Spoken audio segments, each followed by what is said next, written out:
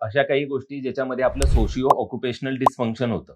Socio occupational dysfunction म्हणजे तुमचं जे प्राथमिक काम आहे, ते हं, करताना बाधा निर्माण होणे. जसं की एक विद्यार्थी आहे, विद्यार्थ्याला अभ्यास जमत नाहीये हं, किंवा ऑफिसमध्ये तुम्हाला काम करताना खूप प्रॉब्लेम होत आहे. हं, हे एक पहिलं इंडिकेटर असू शकतं, की मानसिक आरोग्य कुठेतरी धोक्यात आहे.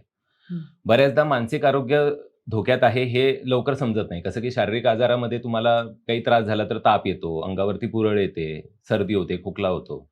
जे की पटकन दिसून येतं. तुमच्या पण दिसून येतं आणि लोकांच्या पण दिसून येतं. हं, पण मानसिक आरोग्यामध्ये काही जर प्रॉब्लेम होत आहे, तर आपल्याला लगेच असं समजून येत नाही. हं, आणि ती एक संथपणे होणारी प्रक्रिया आहे. हं, ही वर्षानुवर्ष चालते. प्रत्येक वेळेस मानसिक आरोग्य खराब आहे म्हणजे व्यक्ती रस्त्यावर उभं राहून दगड नाही मारणार आहे. हं, बरोबर. ही परिस्थिती फक्त 1% पेक्षा कमी लोकांकडे होते. हां. मेजॉरिटी लोक हे एक चेहऱ्यासमोर एक हास्य ठेवून आत सफर होत असतात.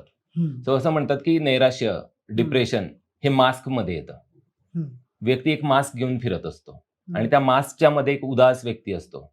हं, काम करत असताना कसं तरी ओढून-ताडून काम होतं, पण एकटं असताना उदास वाटतं, भकास वाटतं.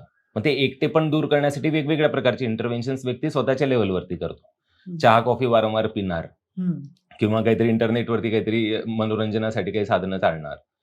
पण एका लेव्हलपर्यंत मॅनेज होणार, पण मॅनेज जर होत नसलं आणि ते सातत्यानं होत असलं, हं. तर मात्र आपण असं म्हणू शकतो, की हा मानसिक आरोग्याचा काही त्रास असू शकतो.